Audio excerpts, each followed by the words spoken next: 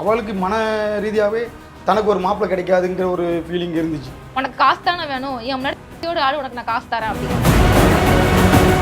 அப்போ நான் உனக்கு நல்ல வார்த்தை சொல்கிறேன்டா, அந்த பிள்ளை நல்ல பிள்ளை இல்லை, இவளை விட்டுட்டு நீ வேறு கல்யாணம் அப்பா உனக்கு பண்ணி வைக்கேன், நீ ஏற்றுக்கிறியாடான்னு கேட்குறேன். 100 பவுன் நகை பொண்ணு ரெடியாக இருக்கான் இவனை கல்யாணம் பண்ணுறதுக்கு. அதனால் நான் இவனை விட்டு போயிட்டேன் அப்படின்னா பிரகனுக்கு வந்து 100 பவுனுக்கு தரவு குளத்தில் இந்த பொண்ணு இருக்கா, அவன் அப்பாவே எங்கள்கிட்ட. MCR Pure Cotton Club, formals and casual shirts.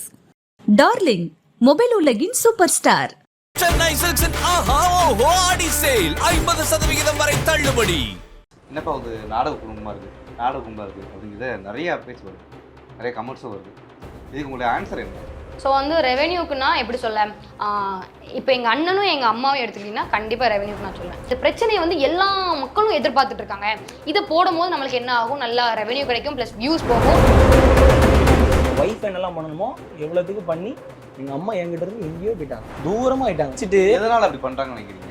Content தான் ப்ரோ, கண்டென்ட், நகைகள். வந்து எங்கள் அண்ணன் உடைச்சிட்டான் அந்த வீட்டை, நாங்கள் இருந்ததை கதவே உடைச்சி அவ்வளோ அண்ணன் உடைச்சிட்டான். எப்போ உடைச்சோம்?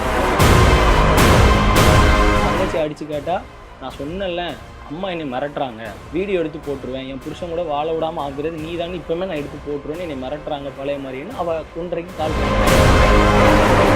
குடும்பம் உடஞ்சிச்சு, எனக்கு உண்மை தெரிய போய் உடஞ்சிருச்சு, ரெண்டாக உடஞ்சிச்சு. பிரகனை வந்து அவள் ஆல்ரெடி ஒரு கேடயமாக வச்சுக்கிட்டான். பிரகனை தாண்டி தான் அவட்ட என்னன்னாலும் சொல்ல முடியும். அவர் உங்களை அடிக்க வந்தாராமே உங்கள் பையன் உங்களை. அப்போ நான் உனக்கு நல்ல வார்த்தை சொல்கிறேன்டா, அந்த பிள்ளை நல்ல பிள்ளை இல்லை, இவளை விட்டுட்டு நீ வேறு கல்யாணம் அப்பா உனக்கு பண்ணி வைக்கேன், நீ ஏற்றுக்கிறியாடான்னு கேட்குறேன். அதுக்கு நோ ஆன்சர் அவன்ட்டேன். இவங்க அப்பாவும் அம்மாவும் பிரித்தது நானே, இவனை இப்போ இவங்கள்ட்ட இருந்து இவங்க பையனை பிரித்தது நானே. இப்போ பிரச்சனை அவங்களுக்கு நான் இவனை விட்டு போனோன்னா இவங்க வந்து அந்த சொன்ன லாஸ்ட் வீடியோவில் சொல்லியிருப்பேன், 100 பவுன் நகை பொண்ணு ரெடியாக இருக்கான் இவனை கல்யாணம் பண்ணுறதுக்கு. அதனால் நான் இவனை விட்டு போயிட்டேன் அப்படின்னா பிரகனுக்கு வந்து 100 பவுனுக்கு தரவு குளத்தில் இந்த பொண்ணு இருக்கா, அவன் அப்பாவே எங்கள்கிட்ட. அவளுக்கு மன ரீதியாகவே தனக்கு ஒரு மாப்பிள்ளை கிடைக்காதுங்கிற ஒரு ஃபீலிங் இருந்துச்சு. வேண்டாம்னா உன்னை விட்டுட்டு வந்துடுவே, பின்னால் வரணும், வர முடியாமல் யாருடைய கைப்பொம்மையோ ஆகி குடும்பத்தை ரெண்டாக பிரித்து குடும்பமே ரெண்டாக உடஞ்சி ஒருத்தருக்கு எதிராக ஆகிற மாதிரி பயப்படும். ஒரு பிடிக்கலையா அதோட சரி நம்ம குடும்பம்னு தான் பார்க்கணும் இல்லையா. உனக்கு காசு தானே வேணும், என் முன்னாடி ஜட்டு ஆள் உனக்கு நான் காசு தரேன் அப்படின்னு. தீபாவளி சீசன், பொங்கல் சீசன், குற்றால சீசன், ஒரு சீசன்ஸ் தான் பார்த்தீங்களா? அந்த மாதிரி இப்போது ஜெயசிரதி ஃபேமிலி சீசன் ஒன்று இருக்குது. வருஷத்துக்கு ஒரு 2 வருஷத்துக்கு ஒரு வாட்டி சண்டை போட்டுருவாங்கப்பா. என்னப்பா அது நாடக குடும்பமாக இருக்குது அப்படிங்கிறத நிறையா பேச்சு வருது, நிறைய கமெண்ட்ஸும் வருது. இதுக்கு உங்களுடைய ஆன்சர் என்ன? ஏன்னா நாங்கள் பார்க்கும்போது ஒரு 2 வருஷமாக தொடர்ந்து வந்துட்டுருக்கு. சேருவீங்க, திரும்ப வந்து பிரிஞ்சிருவீங்க. இது வந்து யாருடைய கண்டுக்காக பண்ணுறீங்க? அந்த மாதிரி உண்மையாகவே சண்டை நடக்குதா, இல்லை வந்து காசுக்காக இப்படி பண்ணுறீங்களா? காசுக்காக அப்படின்னு பண்ணுறது ரொம்ப தவறான விஷயம் ப்ரோ. எந்த ஃபேமிலியுமே இப்படி தங்களுக்குள்ளே ஒரு பர்சனலாக மணி சம்பாதிக்கணும் அப்படிங்கிற இன்டென்ஷனுக்கு யாரும் பண்ண மாட்டாங்க. இது எங்களை அறியாமே இந்த விஷயம் எங்கள் மீடியாவுக்கு வந்தது. இது வந்து நம்ம பாஸ்ட்டுக்கு தான் போகணும். இப்போ நீங்கள் இது சொல்கிறீங்கன்னா ஸ்டார்டிங் நமக்கு எங்கே ஆரம்பிச்சுன்னா தங்கச்சி இஷ்யூலேருந்து ஆரம்பிச்சிது. அப்போது தங்கச்சி தனியாக போய் வீடியோ போட்டாங்க, அம்மாவையும் என்னையும் ஆப்போசிட்டுக்கு போட்டாங்க. அம்மாவும் நானும் சேர்ந்து தங்கச்சிக்கு வீடியோஸ் போட்டோம்.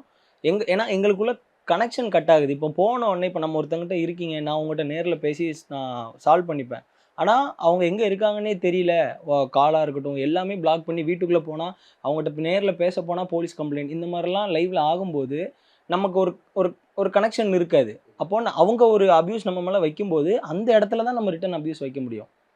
ஃபஸ்ட்டு அவங்க வெளியே போயிருக்கும் போதும் ஒரு மாஸ்க் போட்டு ஒரு வீடியோ போட்டிருப்பாங்க, என்னை இப்படி டார்ச்சர் பண்ணிட்டாங்க அப்படின்னு ஸ்டார்டிங்கில் பண்ணி அதில் ஆரம்பித்தா தான் இந்த மீடியா இஷ்யூ.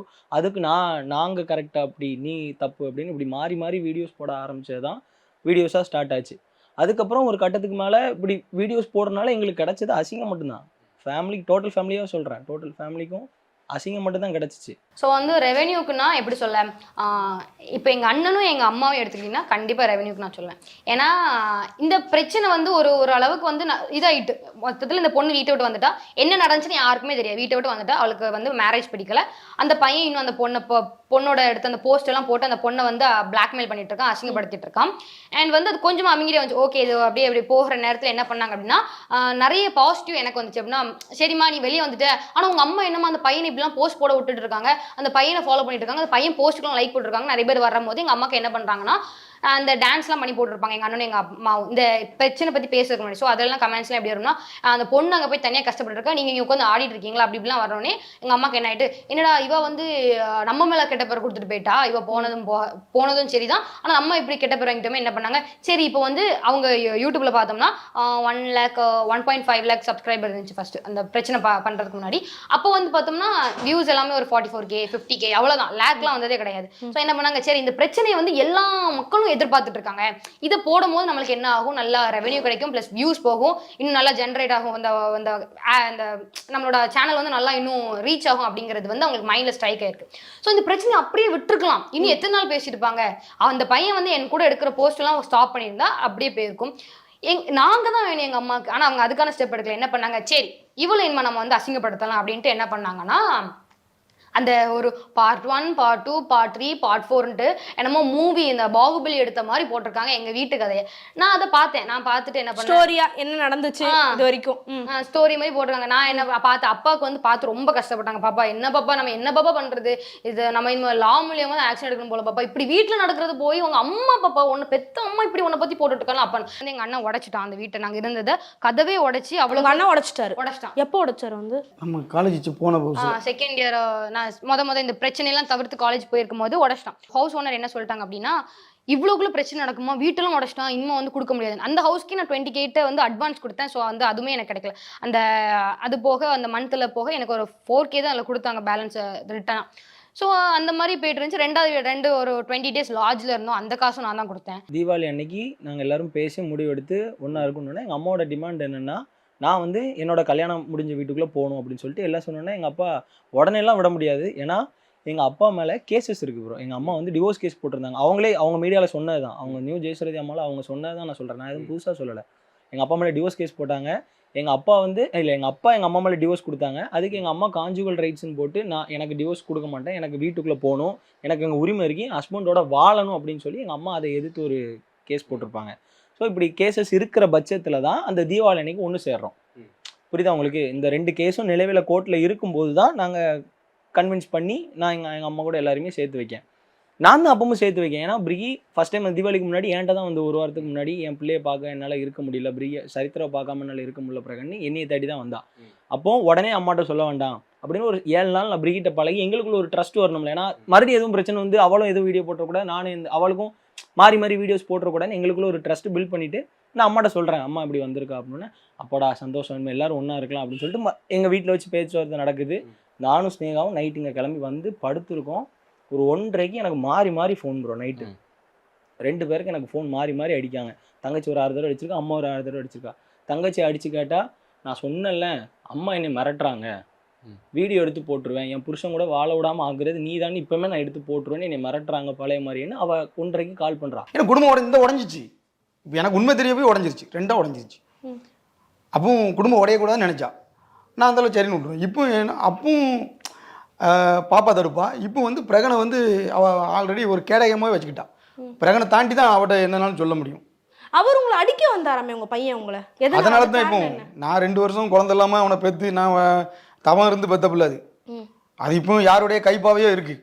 ஆனால் இருந்தாலும் என் பிள்ளைங்கிறது எனக்கு தெரியும். ஆனால் அவனுக்கு அந்த ஒரு மென்டாலிட்டியே இல்லாத அளவுக்கு அவனை மூளைச்செலவு பண்ணி வச்சுருக்காங்க. அவன் என்ன பண்ணுறான், அம்மா என்ன சொல்கிறாரோ அதுக்கேற்றாப்புல, அதாவது பிள்ளைக்கு நம்ம தான் நல்ல புத்தி சொல்லி கட்டி வைக்கணும் அந்த டாக்கில் வரான். நான் என்ன சொல்கிறேன், உனக்கு அந்த பிள்ளையை பிடிச்சிருக்கு நீ கட்டிக்கிற, பாப்பாவுக்கு அந்த பையனை பிடிக்கலை, ஸோ அதை லிவே விட்டுருங்கடா அப்படின்னு சொன்னால் நம்ம தான் நல்ல வார்த்தை சொல்லி, அப்போ நான் உனக்கு நல்ல வார்த்தை சொல்கிறேன்டா, அந்த பிள்ளை நல்ல பிள்ளை இல்லை, இவ்வளோ விட்டுட்டு நீ வேறு கல்யாணம் அப்பா உனக்கு பண்ணி வைக்க, நீ ஏற்றுக்கிட்டாடான்னு கேட்குறேன். அதுக்கு நோ ஆன்சர் அவன்ட்ட. பொட்டை பிள்ளைன்னா நம்ம தான் கன்ஃபியூஸ் பண்ணி கட்டி வைக்கணும், ஆம்பளை பிள்ளைன்னா நம்ம கன்ஃபியூஸ்லாம் பண்ண வேண்டாம், அவன் இஷ்டத்துக்கு விட்டுருணும். உங்களை அடிக்க வரதுக்கான காரணம் என்ன? தாயிட்ட வந்து பணம் இருக்குது, மாதம் சம்பளம் எடுக்கிறா, பையன் கேட்ட உடனே அவளுக்கு ஏடிஎம் கார்டு எல்லாம் நான் தான் யூஸ் பண்ணிக்கிட்டு இருக்கேன். இப்போ அதெல்லாம் அப்படியே அவங்க கைக்கு போகுது, வீட்டு கண்ட்ரோல் ஃபுல்லாக இப்போ அவங்க கைக்கு போகுது.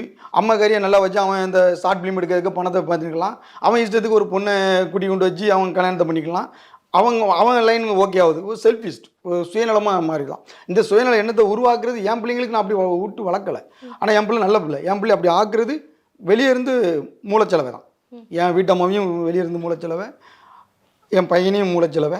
ஏன்னா அவங்களுக்கு என்ன அப்படின்னா, என் குடும்பம் ஒரு நல்ல குடும்பமாக இருந்துச்சு, இப்போ அவங்களுக்கு ஒரு பெரிய அவமானமா, இந்த பிள்ளை வேண்டான்னுட்டோம்னா அவங்க குடும்பத்தில் அந்த பையனை வேண்டான்னு சொல்லிட்டாங்க, ஸோ எங்களுக்கு அது பெரிய அவமானம், இந்த அவமானத்தை நான் எப்படி பழி தீர்ப்பேங்கிறது தான் இப்போ நடந்துக்கிட்டு இருக்கு. அதுக்கு என் என் பையனையும் என் வீட்டம்மாவையும் பயன்படுத்துகிறாங்க. எங்களை கவலைப்படுத்தினா நாங்கள் கவலைப்பட்டாலும் என் குடும்பத்துக்கு தான் அசிங்கம், என் வீட்டம்மா கவலைப்பட்டாலும் என் குடும்பத்துக்கு தான் அசிங்கம். ஒரு வீடு 2 ஆகணும், அந்த வீடு நிலைக்காது. இப்போ கல்யாணத்துக்கு முன்னாடி ப்ரெக்னென்ட் ஆகிட்டீங்களா? கல்யாணத்துக்கு முன்னாடி இல்ல, அதான் அவங்க ஆன்சர் பண்ணியிருந்தாங்களா ஒரு வீடியோவில்? அவங்களே ஆன்சர் பண்ணியிருந்தாங்க. இது வந்து ஒரு சீப்பான கொஸ்டின்ல ப்ரோ. ஒரு மாமியார் ஒரு மருமகள் இல்ல ஒரு மகன் பத்தி சொல்ற வார்த்தைகளா இது?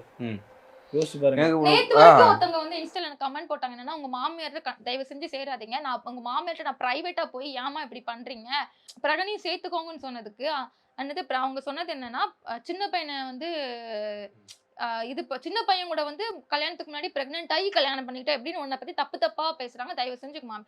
அப்ப எல்லார்ட்டையும் போய் இப்படித்தானே அவங்க என்னை பத்தி அசிங்கமா தானே சொல்றாங்க.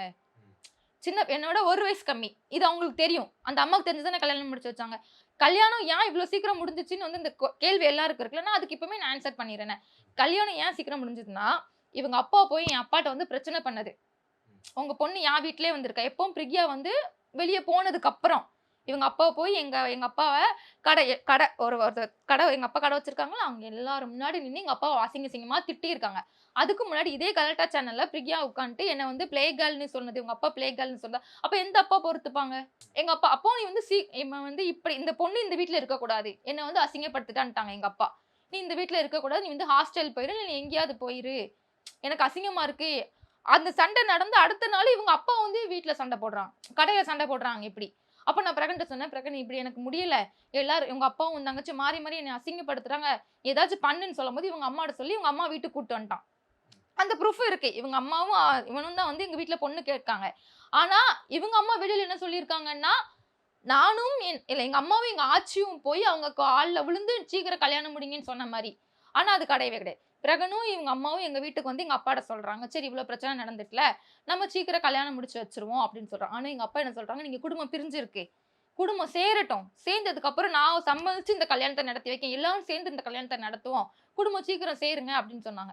அதுக்கு எங்க மாமியார் என்ன சொன்னுச்சுன்னா, இந்த கல்யாணம் நடக்கிறத வச்சுதான் என் குடும்பத்தை என்னால சேர்க்க முடியும், அதாவது இந்த கல்யாணம் வச்சுன்னா பத்திரிக்கை அடிச்சு நான் என் புருஷன்டையும் என் பிள்ளைகிட்டையும் கொண்டு போய் கொடுப்பேன், அப்போ வந்து அவங்க வருவாங்க, அதனால இந்த கல்யாணம் நடக்கிறது நல்லதுன்னாங்க. அப்ப எங்க அப்பா சொன்னது, நான் வரமாட்டேன், இந்த கல்யாணத்துல எனக்கும் எந்த சம்மந்தமும் கிடையாது, இந்த கல்யாணம் இப்ப நடக்கிறது எனக்கு பிடிக்கல, என் பொண்டாட்டி நடத்துவான்ட்டாங்க.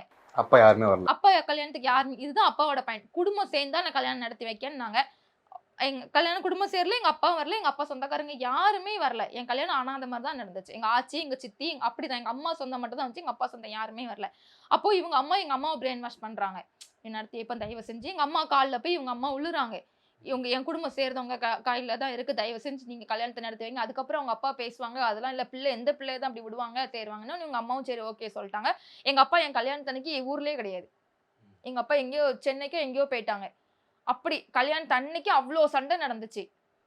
அப்படிதான் இவ்வளோ சீக்கிரம் இந்த கல்யாணம் நடந்ததுக்கு காரணம் இவங்க அம்மா தான் மெயின் காரணம். எங்க அம்மாட்ட போய் கெஞ்சினதுக்கு இவங்க அப்பா இவன் தங்கச்சி 3 பேர் தான் மெயின் காரணம். ஆனா அவங்க பழியனா இவன் பிரெக்னன்ட் ஆயிட்டா, அதனால சீக்கிரம் கல்யாணம். சார் கலாட்டால இந்த நம்ம சேனல்ல பிரிகி வந்து எங்க கல்யாணத்துக்கு முன்னாடி உங்க அண்ணன் போய் யாரும் லவ் பண்றாருல, அவங்க கேரக்டர் எப்படின்னு ஒருத்தங்க கேட்கும்போது அவளும் எங்க அண்ணனை மாதிரி ஒரு மாதிரி கேரக்டர் தான் அப்படின்னு மீடியால சொல்லியிருப்பா. அது அவங்க அப்பா பார்த்து நீங்களே வந்து 6 கேர்ள் எங்க திடீர்னு வந்து யாராவது அப்படின்னு என்னைய சொல்லியிருப்பா, அந்த மாதிரி கேரக்டர் தான் அவங்களும் அப்படிங்கிற மாதிரி ஒரு பொண்ணை ஸ்னேகாவை கல்யாணம் முடியறதுக்கு முன்னாடி என் தங்கச்சி பேசியிருப்பா. அதை இவங்க அப்பா பார்த்து வீட்டுல பெரிய சண்டை. அப்போ என்னால ஒரு பொண்ணு கஷ்டப்படுறான்ட்டு நானும் அப்போ கல்யாணம் பண்ண, அவ பேரு அசிங்கப்படுதில்லை சார், அப்போ நான் தான் அவளை கல்யாணம் பண்ணி அவளுக்கு லைஃப் கொடுக்கணும். அவளுக்கு மன ரீதியாவே தனக்கு ஒரு மாப்பிள்ளை கிடைக்காதுங்கிற ஒரு ஃபீலிங் இருந்துச்சு. யாருக்கு? என் வீட்டம்மாவுக்கு. எனக்கு அவள் மாற்றுத்திறனாளி, நம்மளை ஒரு ப்ராட் ஆஃப் மைண்டு, ஒரு மனசை பார்க்குறவங்க இருந்தால் தான் கட்ட முடியும். அதே இதில் அவள் அந்த மனநோயாகவே இருந்தவளை இப்போ உன் பிள்ளை ஆடுதுன்னு உன் பிள்ளைக்கு மாப்பிள்ளை கிடைக்காதுன்னு இது கொஞ்சம் ஓவராகவே ஆகிட்டு. என்னை பொறுத்தளவுக்கு அதுதான். என் வீட்டம்மா நல்லா பாப்பாவுக்கு வந்து ஒரு குழந்தைக்கு ஒரு சேனை கொடுத்தாங்கன்னா அது நல்லது தான். அந்த சேனை வந்து மூக்கிலோடி சரசில் அடித்து வெளியே இருந்தால் தான் பிள்ளைக்கு உயிர் காப்பாது. அது மாதிரி தான் ஆகி போச்சு அவள் பார்த்தது. அதனால்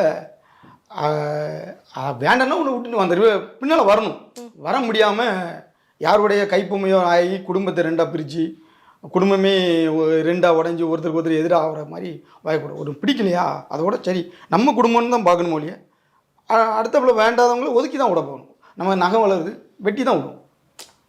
அப்படி தான் நம்ம பிரச்சனை உள்ள ஒரு பிரச்சனைக்குள்ளே மாட்டிக்கிட்டோம்னா அது வெளியே வர தெரியணும். அது வெளியே வர தெரியும். இப்போ பிரச்சனை வந்து பிரகனா ஸ்னேகாவா அவங்க ஃபேமிலிக்கு உங்கள் ஃபேமிலிக்கு நாங்க இப்போ நாங்கங்கிறத விட இப்போ மெயினா அவளை டார்கெட் பண்றாங்க. என் குடும்பம் தான் பிரச்சனை. நாங்க தான் இவனை வந்து ஏத்தி விடுறோம் அப்படின்ட்டு. இவங்க அப்பாவும் அம்மாவும் பிரிச்சது நானே. இவனை இப்போ இவங்கள்ட்ட இருந்து இவங்க பையனை பிரிச்சது நானே. இப்போ பிரச்சனை அவங்களுக்கு நான் இவனை விட்டு போனேன்னா இவங்க வந்து அந்த சொன்ன நான் லாஸ்ட் வீடியோவில் சொல்லியிருப்பேன் 100 பவுன் நகை பொண்ணு ரெடியாக இருக்கான் இவனை கல்யாணம் பண்ணுறதுக்கு. அதனால் நான் இவனை விட்டு போயிட்டேன் அப்படின்னா பிரகனுக்கு வந்து 100 பவுனுக்கு தரவகுளத்தில் இந்த பொண்ணு இருக்கும். அவள் அப்பாவே எங்கள்கிட்ட சொன்னது. நாங்கள் சேர்ந்து இருக்கும்போது லாஸ்ட்டு சண்டை இந்த தீபாவளிக்கு முன்னாடி ஒரு சண்டை நடந்துச்சு. அப்போது இவங்க அப்பா வந்து சொன்னது எங்கள்கிட்ட 100 பவுனுக்கு என் பொண்ணு இருக்கு, என் பையன் போய் இப்படி போய் விழுந்திருக்கான் பாரு அப்படின்னு சொல்லிட்டு, நீ உனக்கு காசு தானே வேணும், என் முன்னாடி ஜட்டியோட ஆடு உனக்கு நான் காசு தரேன் அப்படின்னாரு. புரியல. என் முன்னாடி நீ ஜட்டியோட ஆடு உனக்கு நான் காசு தரேன் அப்படின்னாரு. அதனாலதான் அன்னைக்கு இதை வச்சுமே கம்ப்ளைண்ட்லாம் கொடுத்தோம். ஆனா எங்கேயுமே ஆக்ஷன் action இல்லை எனக்கு ஒன்று புரியல. இப்படி ஒரு அபியூஸான ஒரு கமெண்ட் சொல்லியிருக்காரு. நீங்கள் எப்படி திரும்ப போய் சேர்ந்தீங்க? இல்லை நீங்கள் போய் எதுவுமே கேட்காம போயிருந்தீங்க? அதுக்கு ஃபைட்லாம் நடந்துச்சு ப்ரோ. ஃபைட் நடந்து எனக்கு எங்க அப்பாவுக்கும் சண்டைலாம் நடந்து ஏகப்பட்ட சண்டை நடந்து சேர்ந்தேன்னா இவங்க அம்மா வந்து இப்ப நானும் என் ஹஸ்பண்ட் இருக்கோம்னு நினைச்சுக்கோங்களேன்.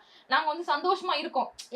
நாங்க வேளாங்கண்ணி ட்ரிப் போனோம், தஞ்சாவூர் ட்ரிப் போனோம், நானும் பிரகனும் இருக்கோம், எங்க அப்பா அம்மா இருக்காங்க. அவங்க என்ன தெரியுமா சொல்லுவாங்க, என்னது நானும் என் புருஷனை விட்டு தனியா இருக்கேன், நீங்க இப்படி சந்தோஷமா ஜாலியா சுத்திக்கிட்டு இருக்கீங்களோ. அம்மாவும் அப்பாவும் சந்தோஷமா இருக்கட்டும் தான் எங்க அப்பா இப்படி அடிச்ச கமெண்ட்டை கூட மறந்து எங்க அப்பாவை இப்ப நானும் தீபாவளி அப்புறம் இவ்வளவு பேச்சு வாங்கி எங்க அப்பாவையும் தங்கச்சி நான் சேர்த்தது காரணம் எங்க அம்மா அப்பா எல்லாரும் நம்ம நிம்மதியா இருந்தா போதும், அம்மா தனியா இருக்காளே இந்த வயசுல இப்படி கஷ்டப்படுறாளே, அப்பா அம்மா கூட சந்தோஷமா இருக்கட்டும் தான் இவளை எவ்வளவோ எங்க அப்பா அபியூஸான வார்த்தை சொல்லியும் இவளை பிளேகள் அந்த கலாட்டால அவ்வளவு ஃபோர்ஸ் பண்ணாங்க. சேர்த்துக்கோ பாவம், அந்த பொண்ணு பாவம், சேர்த்துக்கோ. அப்ப நான் யோசிச்சது ஒண்ணுதான், சரி இவங்க அம்மா வந்து நம்மளை பார்த்து இவ்வளவு பொறாமப்படுறாங்களே, அப்போ அவங்க வீட்டுக்குள்ள இருந்து என்ன வந்து பேசின வார்த்தையை வந்து மறக்க முடியாது, அவ்வளவு கஷ்டப்பட்டிருக்கேன். அப்போ இவங்க போய் அவங்க பொண்ணு கூடயும் ஹஸ்பண்ட் கூடயும் சேர்ந்துட்டாங்கன்னா நம்மள விட்டுருவாங்கல்ல. MCR Pure Cotton Club, formals and casual shirts. Darling mobile உலகின் சூப்பர் ஸ்டார். சென்னை சில்க்ஸின் ஆஹா ஓஹோ ஆடி சேல் 50% வரை தள்ளுபடி.